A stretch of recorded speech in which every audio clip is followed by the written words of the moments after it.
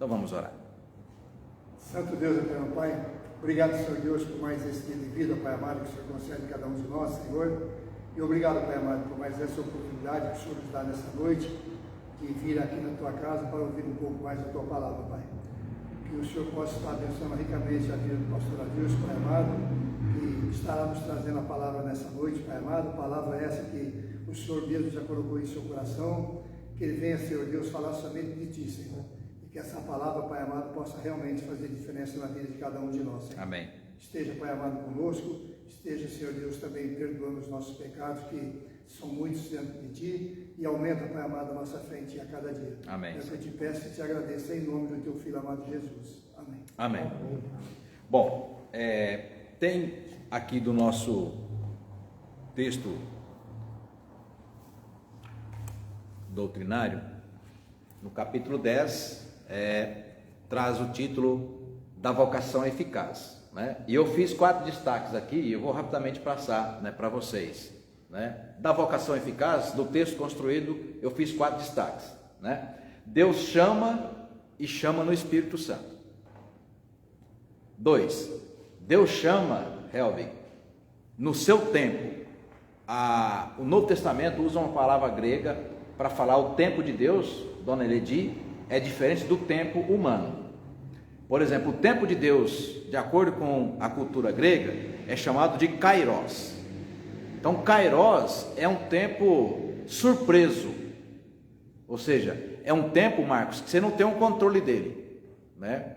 Você não pode, por exemplo, ainda que você creia, você não pode garantir que, por exemplo, daqui 3 dias Deus vai te abençoar de algo extraordinário que você, né, crê, mas como é que a gente pode dizer, né? Está esperando, mas não pode cravar que vai ser daqui 3 dias. Então nós não temos o controle do tempo de Deus, né? Então o tempo de Deus no grego é chamado de kairos. E o tempo humano, que é o que a gente faz, né? Hoje é quarta-feira, né, do dia 6 de abril de 2022, né? E passando o ano, terminando daqui 8 meses, né? Praticamente 8 meses, vira-se o ano, né? Um novo tempo. Então o tempo cronos é o tempo que diz respeito à história que nós escrevemos, né? Agora o que é interessante a gente olhar no texto da Confissão de Fé de Westminster, é que ele deixa claro que Deus chama no Espírito e no tempo dele, mas também no nosso tempo. Então, por exemplo, vamos imaginar que aí há 63 anos atrás, num dado momento, o Helvig andando pelo caminho, andando na rua, trabalhando, de repente, né, a palavra que ele ouviu uma semana antes, na pregação, pá, o Espírito Santo testificou no coração dele, porque, gente, uma coisa é a gente nascer na igreja, ser criado na igreja, aí continuando tal, né, porque é filho de crente. Outra coisa é em algum momento da nossa existência, que a gente chama de crono, ou seja, foi aos 17, foi aos 23, foi aos 24, em algum momento, que eu costumo brincar, falando sério, né, a chave vira. Então vira a chave. Aquele momento de virar a chave, então é quando o tempo divino, o kairos de Deus, se comunica com o seu tempo cronos, lá, vamos imaginar, não sei, real, que se foi na chácara, lá cuidando da alface, né, e pá, a palavra vem e começa, né, vem aquela paz, aquela alegria, que, por exemplo, que eu sempre descrevo a partir de Lucas 24, 31, quando os 2 jovens receberam Jesus na casa deles, lá a caminho de Emaús, Jesus expôs a palavra, e de repente Jesus sai, né, e começa a queimar o coração, e eles chegam a essa conclusão: porventura não nos ardia o coração quando ele pelo caminho nos expunha as Escrituras, né? Então, eu gosto muito dessa parte da confissão, por fazer esse diálogo entre o tempo divino, que nós não temos o controle, mas o tempo divino se manifesta no tempo humano. Ou seja, Milton, você precisa perceber que Deus está agindo. É o indivíduo, é o tempo divino, e do Antônio, do José, da Maria, né, da Francisca, da Eledi, da Neiva, sabe? Em algum momento, no seu tempo, na sua pessoalidade, o Espírito de Deus comunica que você foi chamada, e você reage com fé? É um mistério, a gente fica tentando explicar isso, né? Mas é um mistério por qual, né? Por meio do qual nós experimentamos pela graça mediante a fé, tá? E é importante dizer que esse tempo não é você quem escolhe, que ele deixa claro aqui, é Deus quem escolhe. Por exemplo, para a gente pensar um pouco, né? A gente tem dificuldade de se livrar do mérito. O mérito a gente acha que tem que ajudar Deus a salvar a gente, né? E como é que a gente ajuda Deus a salvar a gente? A gente sendo uma pessoa melhor. A gente sempre pensa assim, né? E pensando nisso, quando, já citei para vocês, se não vou citar agora, quando aquelas pessoas, missionários ou capelães, trabalham com pacientes terminais. Aí a pessoa a vida inteira levou uma vida, né, totalmente desregrada. E aí lá no leito de morte, desenganado pelo médico, 78 anos de idade, chega lá o capelão, começa a evangelizar, lê o evangelho com ele, fala de Jesus, ora com a pessoa, e por um mistério que nós sabemos, né, que é assim, a pessoa se converte e aceita Jesus, e se morrer ali algumas horas ou alguns dias depois, está na glória do Pai. Aí a gente, materializando aquela história de vida, fala, poxa, mas não deu nem tempo de viver com Deus, foi a vida toda. No nosso senso de justiça, Oscar, a gente acha, não merecia ser salvo, porque afinal de contas foi uma vida inteira sem sentido. Mas é o tempo que Deus chama, não é a gente que escolhe. Se a gente disser que escolhe, a doutrina da predestinação fica prejudicada. Por quê? Porque é Deus quem escolhe. Por conta disso, eu vou provocar vocês, vou ler aqui a última, aliás, o terceiro ponto, né, que eu destaquei, depois eu vou provocar vocês com uma questão. O terceiro ponto para a gente pensar aqui no destaque é que Deus nos tira de um estado, e coloca em outro. Isso é extremamente importante, tá? Que estado era o nosso antes? Dá para a gente pensar em duas coisas, né? Aquele estado quando, por exemplo, me desculpa aqui usar o exemplo do seu Geraldo que eu conheci ontem, pessoa boníssima, esposo da Bina, né? Eu fico imaginando quantos anos faz que a Bina já chamou ele para a igreja. Quantos anos que já evangelizou, já deu testemunho, já orou com ele, tá? Mas até agora a chave não virou, né? Então, quando você fala, vamos imaginar, ela tem essa experiência, mas muitos têm, eu tenho na minha família também, né? E você simplesmente assim fala, poxa vida, né? Com mais testemunho que eu possa dar, as coisas maravilhosas que a Bina vive com ele, né? Não foram suficientes. Por quê? Porque Deus não virou a chave ainda. Em algum momento pode virar. Então não é a pessoa quem escolhe. Se não for provocada por Deus, se não for provocada pelo Espírito Santo, provocada como, pastor? Com a doação da fé, Efésios 2:8. Pode ser uma pessoa boa, maravilhosa, mas a chave não vira, tá? Então, ele nos tira do estado de pecado, e aí esse pecado, gente, é importante dizer, seu Geraldo, a pessoa de bem, respeitosa, honesta, né? Não é disso que eu estou falando. Por mais honesto que você seja, aliás, Ezequiel 18, né? Que diz, o justo não será salvo por sua justiça. Eu sempre cito, Vera, o exemplo de um porteiro que eu conheci, o seu Pedro, 27 anos atrás, lá em Londrina, no prédio que a gente morava, né? Eu com os alunos de teologia, a gente morava numa república. Pensa, seu Helvig, num homem bondoso, manso. Eu costumo brincar, se você pisasse no pé dele, era ele que te pedia desculpa. Pensa num homem bondoso, não tinha quem não gostasse do seu Pedro. Não gostar do seu Pedro é ter problema. Como eu não gosto de um homem daquele, né? E eu sempre cito ele nem sabe que eu faço isso, porque talvez até já faleceu, porque na época ele já era idoso e já tem 27 anos. Por mais doce, bondoso, justo, gente boa que ele é, né? Se Deus não virar a chave, ele não reconhecer Jesus Cristo como seu Senhor, ele não será salvo. Então não é por sua bondade, não é porque você é uma pessoa de bem, não é porque você é uma pessoa justa, honesta, não, porque é o nosso estado de pecado.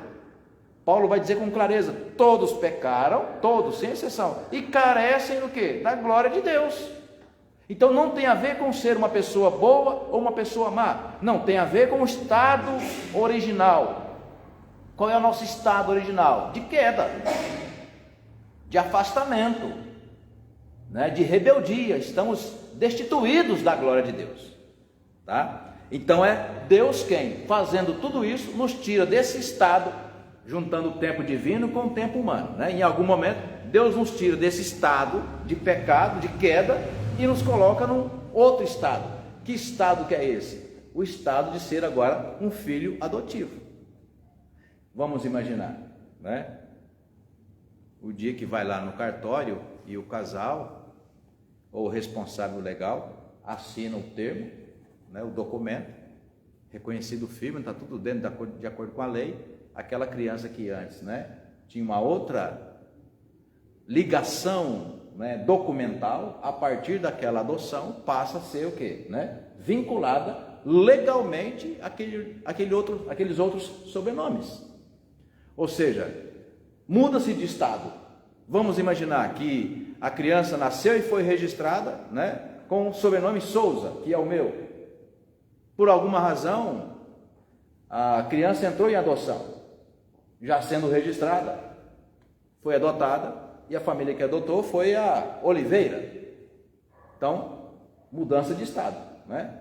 Ou seja, antes herança familiar Souza, agora herança familiar, né, Oliveira. Estou usando uma metáfora para dizer, o nosso estado de antes, sem Deus, destituídos da glória de Deus, estado de trevas, estado de pecado.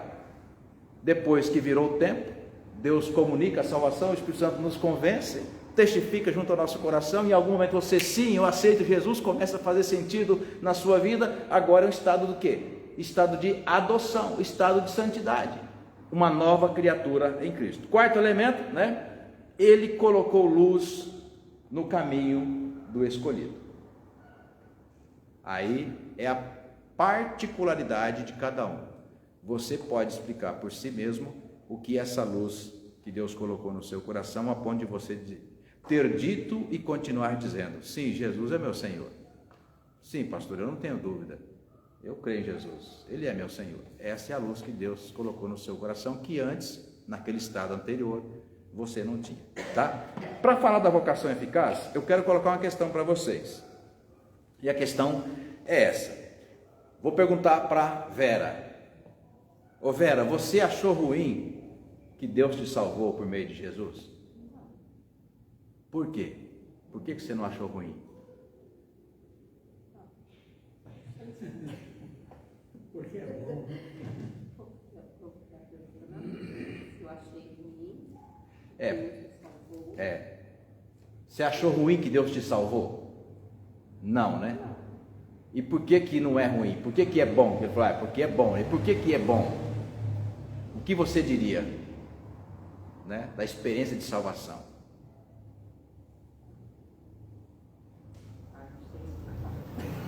Conforto espiritual. Quando você ora, né? Quando você ouve a palavra, seja por este pastor ou por quem quer que seja, né? Não é sempre que a palavra liga, mas tem algumas palavras que falam, gente, foi para mim, né? São os sinais da salvação que vão operando em nós, né? Quando uma oração atendida, num tempo de muita angústia que todos nós passamos, aí a gente ora, né? E Deus favoravelmente, né, nos atende, nos abençoa, né? São os sinais, nesta vida já, são os sinais da salvação, né? Então, coisas maravilhosas. Eu vou perguntar, Dona Leledi, primeiro vou perguntar para as mulheres, né? A senhora achou ruim que Deus salvou a senhora? Não. Helvig, e o senhor? O senhor achou ruim? Não. Pois, pode falar. Estava aqui pensando. O Senhor não foi bom, né? Porque custou a morte dele na cruz. Então eu fico ligando essas coisas. Bom, eu fui salvo, tudo bem. Mas não foi de graça. Não foi. Então, para mim foi ótimo. Excelente, não poderia ser melhor. Mas teve um preço. Teve. Aliás, Paulo fala exatamente isso, né? Foi pago um alto preço. Não fomos nós quem pagamos, né? Mas alguém pagou, e esse alguém é Cristo, né? Então, eu obviamente imagino que a resposta de vocês, unanimidade, todos, né? Vou responder da mesma forma. Sim, pastor, maravilhoso. Eu não achei ruim, pode ser algo ao contrário. Como achar ruim? Hebreus fala, né, capítulo 3, né, como, né? Como é que se pode renegar tão grande salvação, né? Como é que se pode abrir mão de tão grande graça? Bom, se vocês respondem então positivamente que foi bom Deus salvar vocês, então por que é muito comum a gente ouvir as pessoas reclamar da predestinação? Percebe que de alguma forma eu preparei assim uma armadilha para vocês, no bom sentido, tá? Porque é o seguinte: aqueles que contestam a predestinação, contestam dizendo que eu, você, que cremos que fomos predestinados, foram tolhidos da liberdade de escolha. E aí eu vou dar um exemplo no mundo jurídico, ou no mundo de imposto, por exemplo. Então, vamos imaginar que o seu salário, né, alcance aquela taxa máxima para recolher o imposto de renda, 27,5%, que é uma mistura de bom com ruim, né? Pagar 27,5% de imposto de renda é uma mistura de bom com ruim, né, o réu? Tem um lado bom. Tem um lado bom, né? Tem um lado ruim. O lado bom é que está ganhando bem, né? O lado ruim é que vai ter que pagar bem também de imposto de renda, né? Mas, enfim, caso você receba um salário em que a lei te obriga, pelo percentual financeiro que você tem, pelo percentual de salário que você tem, você cai naquele grupo dos 15%, né? Então, meu imposto de renda 15%. Só que você se acha assim tão abençoado pelo país, você acha que seu país é tão justo, né? E não estou falando, né, da Noruega e nem da Suíça, né? Mas é do Brasil mesmo, né? Da Dinamarca, né? Então você acha que seu país é tão justo, tão maravilhoso, distribui tão bem a renda, né? Fala, não, eu vou fazer questão, eu vou pagar 27,5%. Você pode pagar 27,5%. O governo não vai contestar. Agora, se você tiver que pagar 27,5%, você pagar 15%, ele vai vir atrás de você. E por isso que a expressão é leão, né? Porque vai, né? Vai doer, né? Por que o senhor está dizendo isso?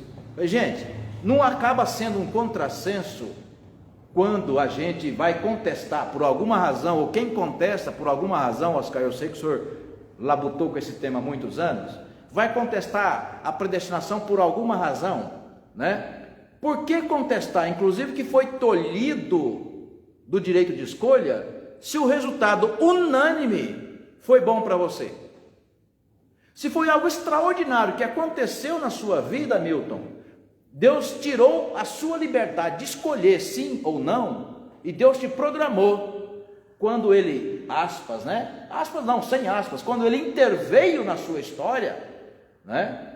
Ele coloca em você a fé, e o Espírito Santo faz com que essa fé em você brote, a ponto de você se convencer de que é um pecador e reconhece Jesus como Senhor. Então Deus fez tudo, tirou a sua absoluta liberdade de escolha, Deus te salvou, tá? Só que o seu depoimento é que isso foi maravilhoso. Então você vai contestar? Então a gente sempre pergunta, por que a polêmica? Por que a polêmica? Se o resultado final é bom, não importa se eu fui escolhido nesse sentido de raciocínio, tá? Não importa se eu fui escolhido antes da criação do mundo, se antes de eu nascer Deus já determinou que eu vou ser salvo, e só vai esperar um tempo, tá? Aos 23, ou meu aos 16, ou outro aos 60, não importa, em algum momento, no tempo divino, Deus disse, chegou o tempo, Ele vai chamar. Lembra a mensagem do domingo? Ele escolheu o eunuco da rainha de Candace, ele chamou o Filipe, escala o Filipe, ó, vai, dispõe, sai correndo, alcança a carroça tal, a carruagem tal, porque lá tem uma pessoa que eu quero, a vontade de Deus, né? Que todos cheguem ao pleno conhecimento da verdade, né? De que é Jesus Cristo. 1 Timóteo 2, verso 4, 3 e 4. E ele chega lá e você entende o que você está lendo? Bem, enfim, vocês já ouviram a mensagem e conhecem o texto. Foi naquele dia que Deus virou a chave, escolheu ali o eunuco para fazer algo extraordinário. Então não importa se foi antes ou se fui eu quem escolhi nesse raciocínio, porque no final das contas a salvação é algo extraordinário. Pode falar, Milton. Ladrão da cruz. Ladrão da cruz, na última hora, até porque ele morreu naquele dia mesmo, né? E esteve no paraíso. No caso do outro, né? Não. Rejeitou. Aí talvez vocês estejam pensando, então qual é a saída, pastor? Qual é a resposta possível para essa questão? A salvação é ruim? Não, é boa, maravilhosa. Bom, se é boa, maravilhosa, unanimemente aqui ninguém contestou, então por que, né, reclamar da doutrina da predestinação? Basicamente que a gente pensa no outro. Ah, mas e quem não é salvo?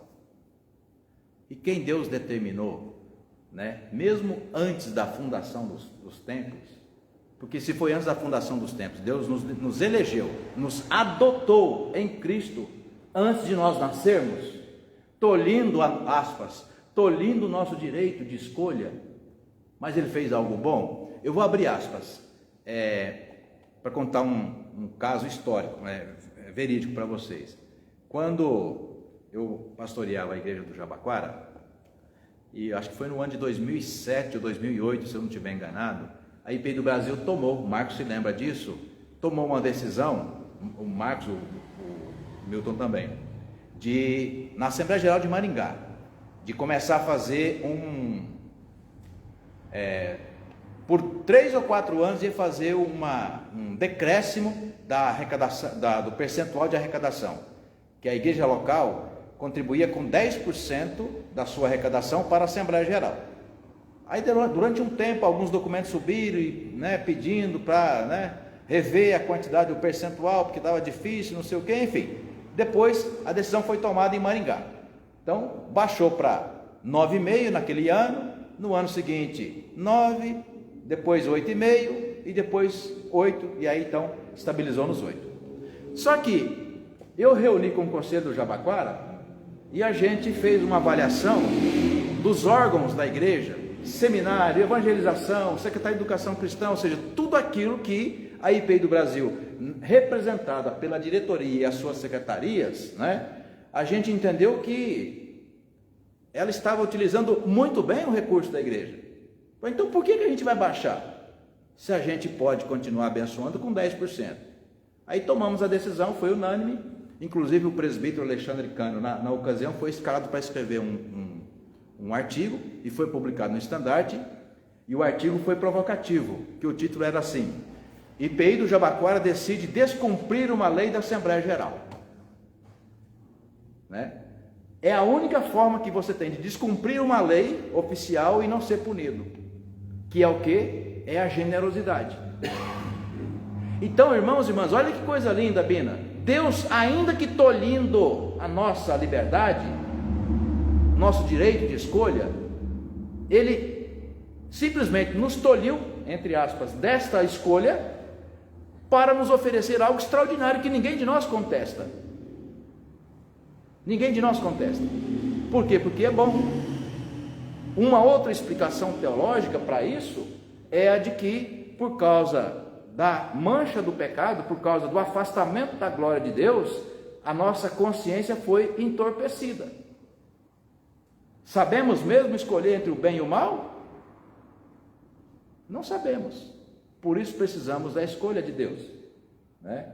Então, irmãos e irmãs, é nesse contexto que nós temos a tese na Confissão de Fé de Westminster, dizendo que Deus não levou absolutamente nada, Helbig, em consideração quando decidiu nos salvar. Ou seja, nada em relação a nós.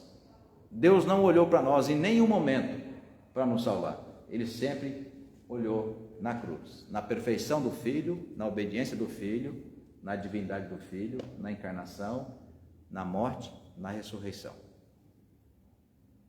Por isso que tudo é nele. Tudo é feito por meio dele. O senhor tinha pedido a palavra, seu Oscar? Não. Não? Não, eu só ia dizer o seguinte, que eu não... pelo fato de eu não aceitá-la, não é como ela é apresentada, não é porque eu entendo que seria violento, que Deus estaria violentando a minha consciência, porque eu tenho plena certeza que Ele não me violou, né, quando eu aceitei. Certo. Foi uma experiência de harmonia, né? De paz. De paz, de harmonia, de consciência. De né? busca de uma solução interior mais efetiva, né? Comparado com a vida que estava levando. E não foi a síndrome de Estocolmo, né? Ou seja, foi algo de fato extraordinário, maravilhoso. Aí, geralmente, a questão para se responder de forma negativa é: mas a dupla predestinação é que, ao lado daqueles que Deus, antes da criação do mundo, escolheu para ser salvo, Ele também escolheu outros para não serem salvos. Ué, você tem certeza que você vai se preocupar com isso mesmo? Porque se você disser, ou se eu disser que eu vou me preocupar, mas então Deus está sendo injusto porque vai ter um monte de gente que não será salva. Né? E como é que você pode dizer? Você não sabe quem é salvo. Aliás, quem não é salvo, né? Você não sabe. Só quem sabe é Deus, né? Mas fulano morreu sem Deus. Não, ele morreu sem ir numa igreja e nunca falou de Deus. Mas o mistério do coração dele com Deus, né? Mas o cara era muçulmano, o cara era espírito, o cara não sei o que tal. Falei, gente, é um mistério. Nós não sabemos. É que nós ligamos sempre essa ideia de professar uma religião, entendeu? E estar num determinado credo. Fato é que nós não sabemos quem são os condenados.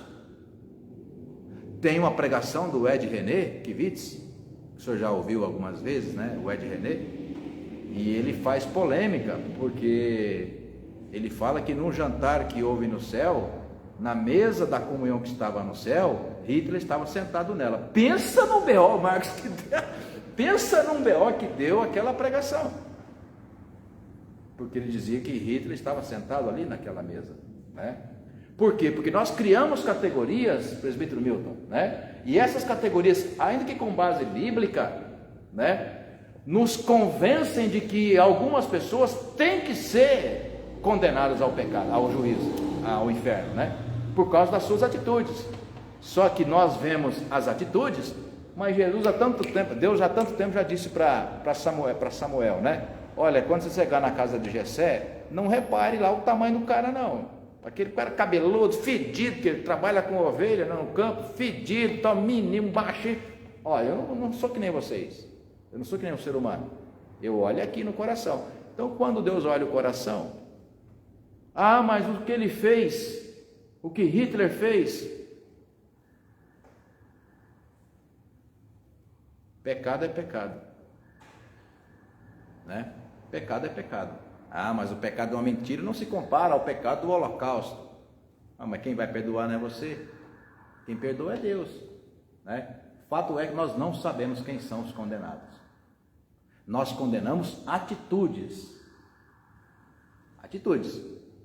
Por quê? Porque nos assustam e porque elas são denunciadas na própria Bíblia, né? Mas a salvação é um mistério. E quando Deus, o texto que o Milton lembrou exatamente mostra isso, né? Um cara que estava crucificado porque ele falou, nós estamos aqui porque nós merecemos, nós somos assassinos, nós somos bandidos, né?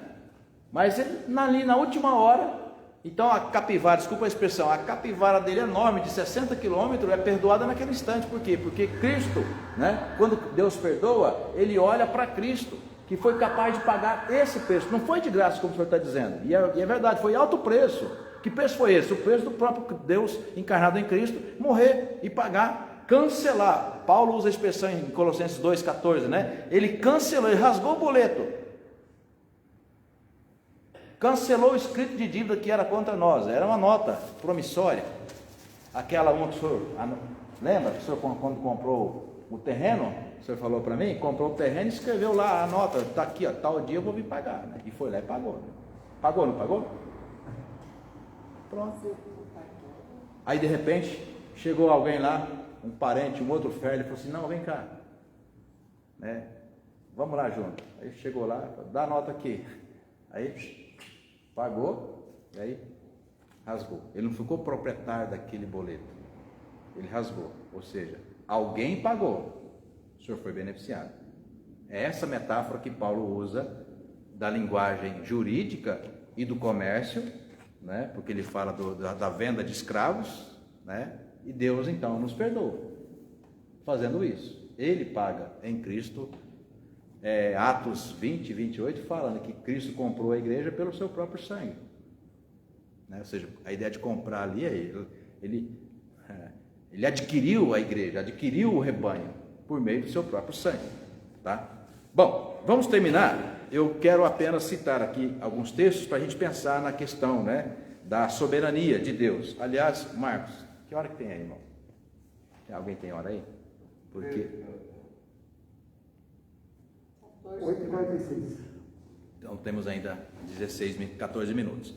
Olha só, eu não vou distribuir porque eu acho que nosso tempo já foi. Eu não vou distribuir todos os textos, mas eu quero que vocês atentem comigo para os textos que eu vou passar aqui. A ideia de um Deus soberano, né? A ideia do Deus soberano é o Deus que chama, vocaciona eficazmente, né? Então, vou dar um exemplo aí, né? Eu sempre achei uma coisa extraordinária o tal do remédio, viu, Neiva? O tal do remédio. A gente que é leigo, né? Eu falo, gente, como é que pode uma pílula, um negocinho daquele tamanho, você está com uma dor no rim, né? Aí toma a pílula, pois ela vai dissolver e vai exatamente na direção do que você está precisando. Aí, se você está com problema no rim, o médico passou um remédio específico para o rim. Aí você toma um Doril, se é que existe ainda, né? Ou seja, quem tem pressão alta, precisa tomar o tal do losartana, né? E aí ele vai e toma, por exemplo, um paracetamol. Não vai baixar a tua pressão. Mas o que é interessante é como é que aquela química que está dentro daquela pílula de nada, né, o organismo capta e vai exatamente lá naquilo que precisa fazer, tá? Ou seja, é eficaz. Por quê? Porque ele foi projetado para aquilo. Mal comparando, né, a ideia da vocação eficaz Deus simplesmente toma uma decisão, não consulta a ninguém, tá bom? Não consulta a ninguém, muito menos você. Se ele fosse consultar alguém, né, não seria você, né? Ele consulta a si mesmo na harmonia da Trindade e toma uma decisão. Quando ele toma a decisão, ele simplesmente comunica, tá? Então, vocação eficaz Deus, Neiva, decidiu no conselho da sua glória, na reunião, ele é o presidente, no conselho da sua glória, ele decidiu te chamar. E essa decisão, Calvino vai chamar, e depois os calvinistas, né, pelo menos aqui os que escreveram a confissão, vai chamar de eficaz, ou seja, tem eficácia. Não tem nenhum problema nela. Não tem data de validade, remédio tem. Não tem data de validade, não tem esse problema de um laboratório ser melhor do que outro, porque o outro está usando produtos, né, ou matéria-prima de menor qualidade, ou de qualidade inferior. Aí você contestaria a ideia ou o conceito de eficácia. No que diz respeito a Deus, não, porque tudo que Ele faz é perfeito. Então, gente, não é coisa da nossa cabeça acreditar na vocação eficaz e acreditar na perseverança dos crentes, dos santos. Não é coisa da nossa cabeça. É a lógica bíblica e teológica de como foi construída na Bíblia, né, essa ação divina para nos salvar. E dizem que doutrina feita com base num versículo só cheira a heresia, né? Essa não é o caso, porque sobejam na Escritura a quantidade de textos evidenciando a soberania de Deus e essa decisão que Deus tomou. Primeiro texto, Gênesis 6, 12. Quem encontrou, leia, por favor. Ou quem encontrar em voz audível, leia, por favor.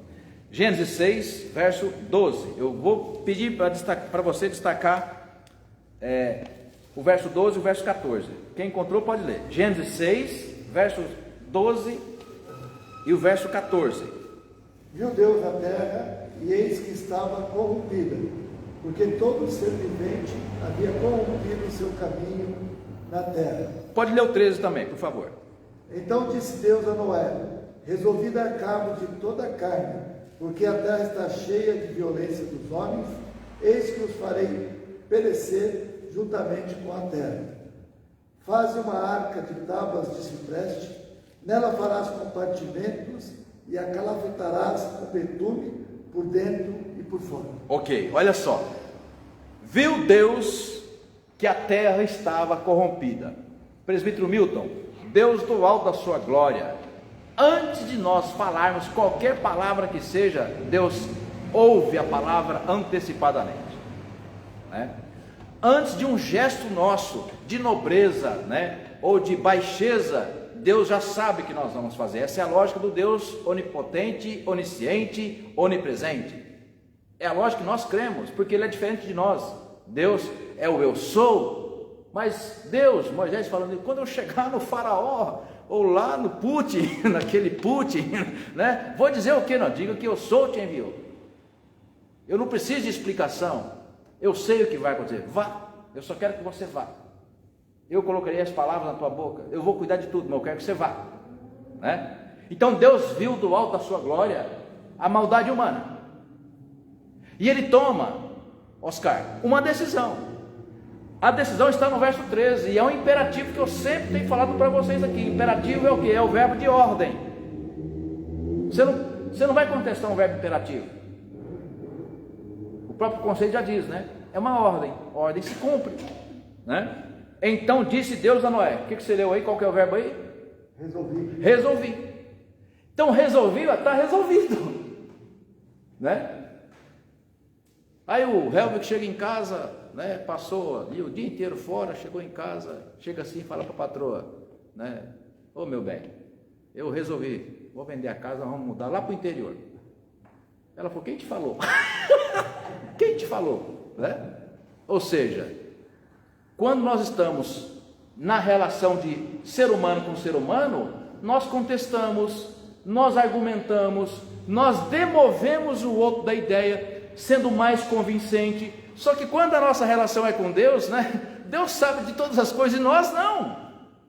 Então quando Deus decide, Milton, Deus decide porque Ele sabe de todas as coisas e sabe inclusive o que é melhor. Então resolvi é o que? É uma decisão. E em seguida vem o que? A ordem. Verso 14, qual que é a primeira palavra que aparece na sua Bíblia aí, Marcos? Faze. Pronto, fazer. Imperativo, faze. Vira o capítulo 7, vira a folha se for preciso. Vira a folha.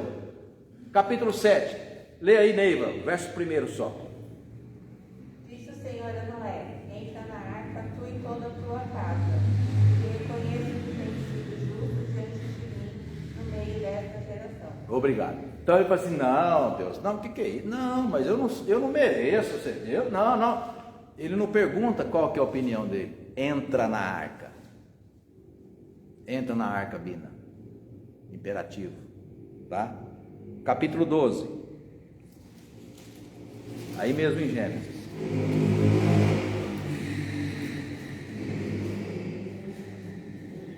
No único versículo, 2 verbos imperativos. Lê aí, Milton, por favor. 12, 1. 12:1. Olha, disse o Senhor a Abraão: sai da tua terra, da tua parentela e da casa de teu pai, e vai para a terra que te mostrarei. 2 verbos imperativos. Sai é uma ordem e vai. Por quê? Porque Deus resolveu. Você acabou de ler comigo. Porque Deus viu o mal, viu o pecado, viu a maldade, estava alastrando. Deus toma uma decisão. Projeto de Deus, a primeira aliança. Deus vai fazer uma aliança com um povo que Ele mesmo está escolhendo. Por que que é os hebreus? Ué, quando a gente chegar na glória de Deus, a gente pergunta. Mas é assim. Ele escolheu. Ele resolveu. Ele decidiu. E Ele vai executar o plano. Agora, como contestar se é algo bom para você? Né? Seu patrão generoso, acho que aqui a maioria já não tem patrão mais, né? Mas o seu patrão generoso chegou no final do ano, olhou para sua, né? De repente olhou para sua lista de trabalho, ficou tão satisfeito, você ganhava 4, mas eu vou te pagar 12 agora. Não, o quê? Eu vou te pagar. Você vai contestar? Agora se ele falar, vou te pagar 2,5, não, opa, pera lá. Então, a generosidade do amor de Deus, né, é que está presente na predestinação. Aí a gente vai ficar brigando na vocação eficaz, no caso, né? A gente vai ficar brigando com Deus porque Ele tolhiu o seu direito de escolha. Não, Ele foi tão generoso que Ele escolheu. E olha o preço que Ele pagou. Olha o preço que Ele pagou para te justificar, tá? Êxodo, vira a página, quer dizer, o livro, né? Logo no começo, o Êxodo 3.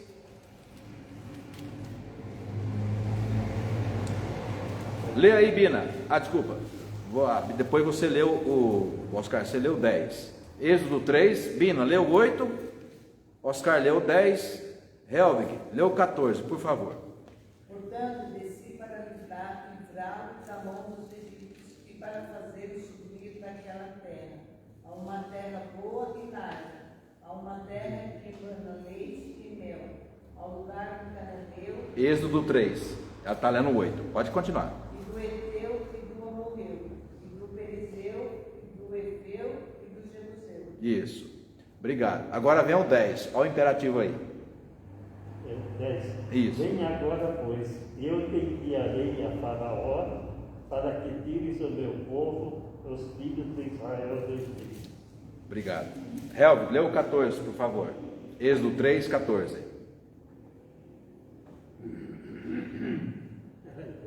Tá bom.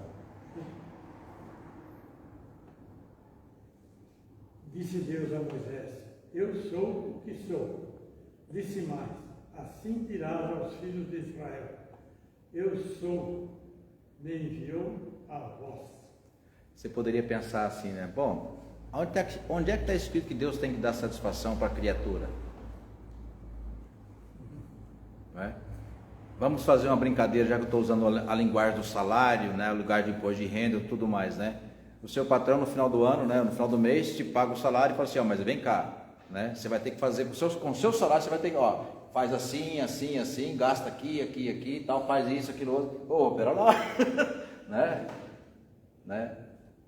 Então, Deus não dá satisfação, porque Ele é Deus, porque é Senhor, porque é divino, porque é perfeito, e sobretudo, gente, porque tudo que Deus faz é bom.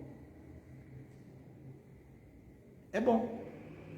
Até quando Deus está nos julgando, é bom. Hebreus 12 é para o nosso bem. Se Deus não nos corrigir, Ele está nos comparando o quê? A um filho que não tem nenhum valor, um bastardo. Desculpa a expressão, é porque está lá, né? Êxodo 12, Hebreus 12. Se Deus não nos exortar, quem é o pai que não exorta? Se ele não exorta, não está preocupado com o futuro do filho. Então, o filho não vale nada para ele. Olha a linguagem, eu estou usando um exemplo de tantos outros que poderiam ser dados, tá? 28, Êxodo 28, verso 1. Vera, Êxodo 28, verso 1. Faze também vir para junto de ti Arão, teu irmão, e seus filhos, com ele dentre os filhos de Israel, para me oficiarem como sacerdotes, a saber, Arão e seus filhos, Nadab, Abiú, e Eliezer e Itamar. Ok, bom, então de repente ia chegar lá, e como aconteceu, né? Ia chegar lá a Miriam e falar para Deus: por que Deus? Por que Arão? Por que Arão? Por que os filhos dele? Por que não os meus? Né? Então Deus simplesmente chama Moisés e fala assim: olha, vem cá, separa Arão, consagra-o, porque ele e seus filhos me oficiarão no templo. Então, Deus sempre no comando, soberano, Ele toma a decisão e Ele executa, e para o nosso bem. O que Ele fez com Arão é para o nosso bem. O que? a purificação. Depois o ser humano põe a mão e atrapalha, né? Suja. Mas o princípio, a origem, o propósito é divino, é perfeito. Como Paulo fala, a lei é perfeita em si. O problema é que quem vai cumprir a lei, quem deveria cumprir a lei, né, é sem vergonha, desculpa a expressão. E era apenas sombra, né? E era apenas sombra, exatamente. Era tipos de Cristo, né? Tipos provisórios até chegar, então, à plenitude do tempo. 33. Quem encontrar, leia. 33, o Êxodo ainda, 33, verso 19. Respondeu-lhe: farei passar toda a minha bondade diante de ti e te proclamarei o nome do Senhor. Terei misericórdia de quem eu tiver misericórdia e me compadecerei de quem eu me compadecer. Pronto. Mais uma vez, Deus exemplo. Eu não tenho que te dar satisfação. Parece mal educado, né? Mas não. Moisés, ó, fica aí no teu quadrado. Eu vou ter misericórdia de quem? Eu sei as minhas razões. Terei misericórdia de quem eu tiver misericórdia. Não é você quem vai dizer. Porque imagina se fosse o contrário, né, Oscar? Porque quando alguém que a gente se afeiçoa, afinal de contas, eram os próprios irmãos deles, né? Porque eram as tribos, né? Quando a gente se afeiçoa a alguém, a gente quer o melhor para aquela pessoa. O contrário é verdadeiro. O contrário é verdadeiro. Né, Milton? O contrário é verdadeiro. Então imagina, a pessoa que você gosta muito, os seus filhos, os nossos filhos, né? Você gosta muito. Ô Senhor, ó, misericórdia, Pai. Cuida, abençoa, né? Encontra né? Coloca uma pessoa boa na vida depois. É casamento, para casar, não é? Agora, se é aquela pessoa que pisa no teu carro, que tira, né? Então, olha a nossa lógica. A nossa lógica é assim. Por que ele estava pedindo, ter misericórdia desse povo aqui, Senhor? Abençoa esse povo. Mas se fosse o contrário, né? Eu costumo dizer, se Deus desse na palma da nossa mão aqui a chave, né? Ou o martelo de julgar, para a gente julgar, e dizer quem vai para o céu e quem vai para o inferno, imagina. Quem a gente vai mandar para o inferno? Como o Roberto Carlos fala, né? A música dele, né? E que tudo mais vai para o inferno. Quem que a gente vai mandar para o inferno? Obviamente não são as pessoas que a gente ama. Eu já citei para vocês uma frase do Eugene Peterson, um pastor norte-americano. Ele diz assim: Deus tem mania de amar as pessoas que nós habitualmente odiamos. Vou repetir. Deus tem mania de amar as pessoas que nós habitualmente odiamos. Sabe aquela pessoa da sua família, né? Não, pastor, na minha família não, mas no seu ciclo de relacionamento, né? Que você é obrigado a conviver com aquela pessoa, que você não gosta, e por algumas razões você não gosta dela, né? E se algumas coisas ruins acontecessem na vida dela, de repente você não ia, claro, você não ia ficar feliz, mas você também não ia lamentar, né? Tá pagando o que faz, né? Ou tá pagando pelo que fez, né? São aquelas coisas, gente, está na nossa alma, está na nossa natureza. Então está, irmãos e irmãs, está em boas mãos a autoridade de decidir ou de resolver quem ou sobre quem ele quer ter misericórdia. Então a gente não tem que ficar bravinho com Deus porque nos tolhiu o direito de escolha. Não, a gente não sabe escolher, a gente não sabe discernir o braço direito do esquerdo. A gente não sabe, né? Deus sabe. Então quando ele chama eficazmente, porque ele tem as suas razões, ele sabe escolher como ele sempre fez. Ele escolhe bem e o seu princípio de escolha é sempre o amor. Vou terminar o último texto, nosso horário já chegou. Josué, capítulo 1, verso 2. Quem encontrou, leia, por favor. Josué 1, verso 2. Moisés deu certo, é morto. Dispõe-te agora, passa este Jordão. Tu e todo este povo, a terra que eu dou aos filhos de Israel. Obrigado, Neiva. Oscar, é muito interessante que a gente passaria a noite inteira só conferindo os textos onde Deus usa o imperativo para dizer o que ele vai fazer. Ele não consulta. Então, a confissão de fé de Westminster usa essa lógica. Deus é soberano nas suas escolhas. Então não é um texto, um versículo. Poxa, nós começamos nos principais personagens bíblicos, com todos, sem exceção, do mesmo jeito. É Noé, é Abraão, é Moisés, é Josué, depois os juízes, os profetas, né? E quando chega em Cristo, né? O Getsemane, por exemplo, Senhor, se possível, passa de mim esse cálice, mas olha, o verbo imperativo, né? Ou seja, o poder de decisão é teu, seja feita a tua vontade. O próprio Deus em Cristo encarnado reconhecendo, né? Que o poder de escolha é do Pai. Atos capítulo 1, acho que no verso 8 em diante, quando vai dizer que quanto ao dia, né, e hora, ninguém sabe, nem o Filho, quando Deus vai consumar os tempos.